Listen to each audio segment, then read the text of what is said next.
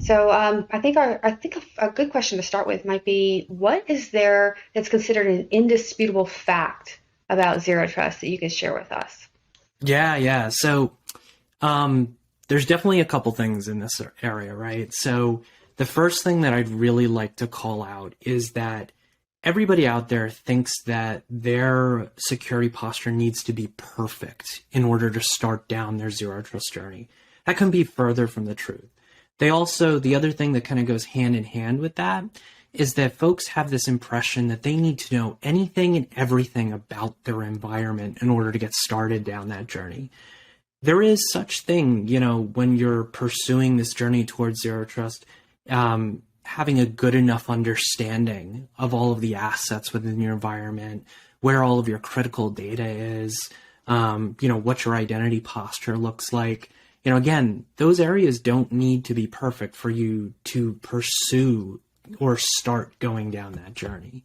I think that's the biggest thing that I hear from a lot of our end users that we serve here at Forrester is that I've gotten the excuse of like, you know what, we're not mature enough for zero trust. It's like, whoa, hold the phone. Security maturity and pursuing a zero trust security model are not, directly, relative to each other, or they're not reliant on each other for you to do both of those things, and even having both of those things as separate initiatives.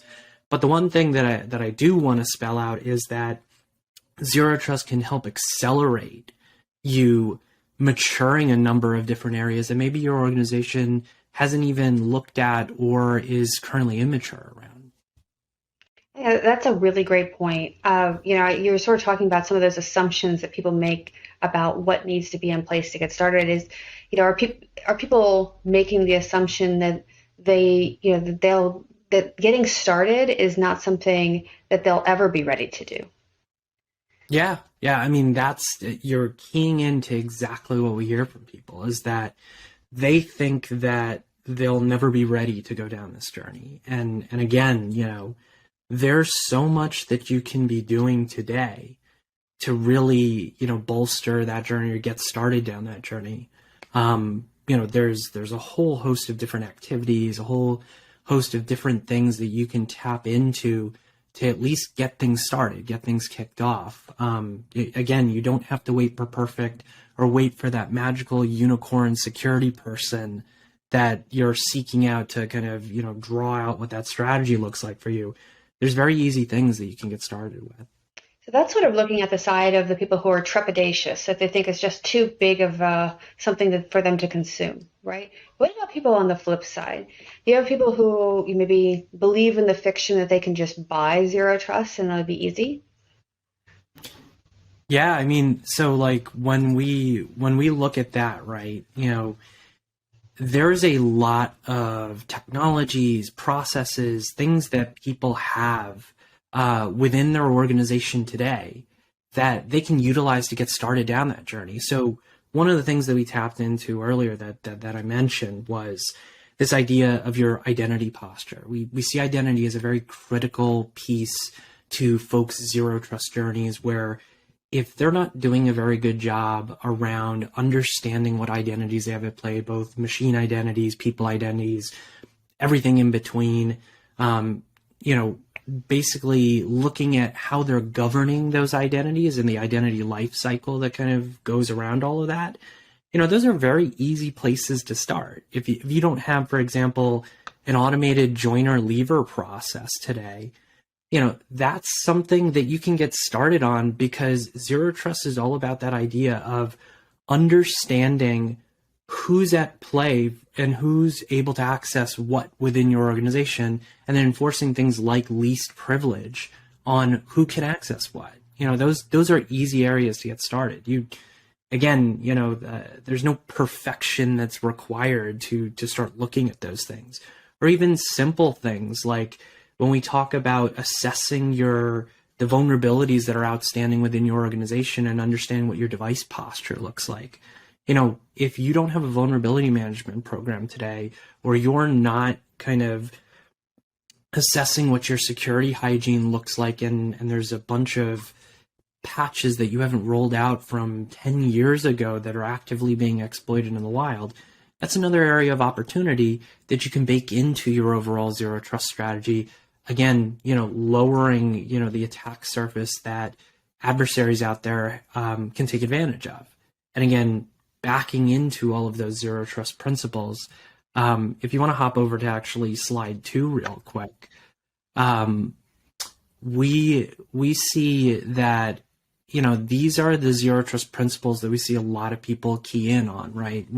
And they utilize these principles to build out their strategy, the projects that they're pursuing, argue for additional maybe people resources, technology resources to build out different processes within the organization to enforce these principles.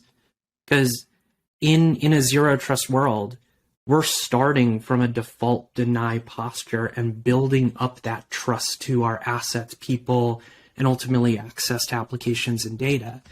And we're backing into the principles of that all entities are untrusted by default, least privilege access is enforced, and comprehensive security monitoring is implemented within your organization. And all of those things can only be enabled by maturing a bunch of the technologies and capabilities that you have within your organization to be able to assess risk, to be able to assess device posture, and then grant access based on all of those things. I think that's something that's really interesting to me. I want to drill into a little bit. One of the things that Ivanti does is we bring together zero trust and patch management and endpoint management and service management to sort of address that comprehensive need of securing the enterprise. So zero trust is part of that bigger puzzle, but it's something that we're finding that customers may adopt in partnership with some of the other technologies, like addressing the vulnerabilities at the same time. How would you suggest that someone prioritize when they've got all of these opportunities for improvement in the way that they secure their data and their applications and their network and their, the users that access all of those resources? How do they prioritize with all of those options on the table? Yeah, that's a really good question, and I wish more organizations would actually ask that question, because they hop, feet first or head first into implementing technology within the organization, but they're not building against anything, or they're not prioritizing appropriately. So the biggest things that I advise organizations when they come to us and start talking about where they're at in the journey is to take a step back. Do a gap assessment within your organization to understand when it comes to identity or people, when it comes to workload security, network security, device security, data security, and the visibility into all of those different things, and the ability to automate responses within all of those different domains. Where do you sit there? Where are you really mature, and where do you have no capability at all or minimal capability? And then if there's a particular area that you're extremely mature on, or mature in, you can build off of that. You can build into those other areas and use that as your launching point, because you're mature there already, right? You've got really mature capabilities, and you can utilize that as your jumping off point to, for example, let's say that you have a mature identity posture.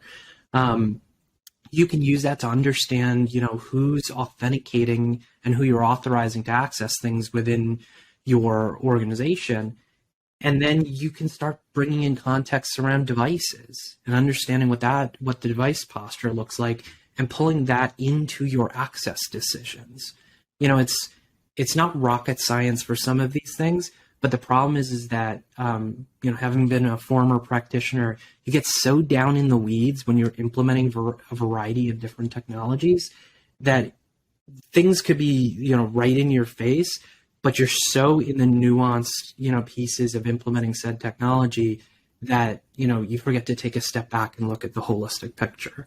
So if there's an area that you're really mature in, build out from that into whatever the next strategic area that you believe is going to address maybe a organizational use case that is going to be backed into some business goal or some security goal.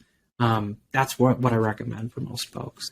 One of the things that we've been focusing on at Ivanti is helping customers map that cybersecurity journey. So starting from that place of strength, but then using common frameworks like SIS or NIST to help them sort of plot that route forward, and including the adoption of zero trust in there. How do you feel about leveraging frameworks in that way? Is that something you're seeing a lot?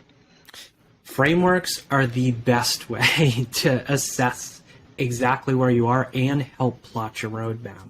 If you could actually hop over to slide 3, because I think this would be really good background for kind of what we're talking about, is, when a lot of folks are plotting their roadmap, right? So at Forrester, we have the ZTX framework, which is a framework for helping you up level on a number of these capabilities and domains that I mentioned.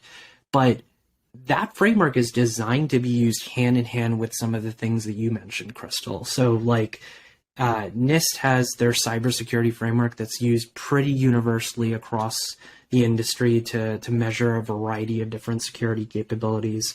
But then there's the CIS frameworks and everything that fits underneath that umbrella. These are all great tools to help leverage to build out what that plan looks like for maturing all of those domains and getting particular capabilities that you may not have today.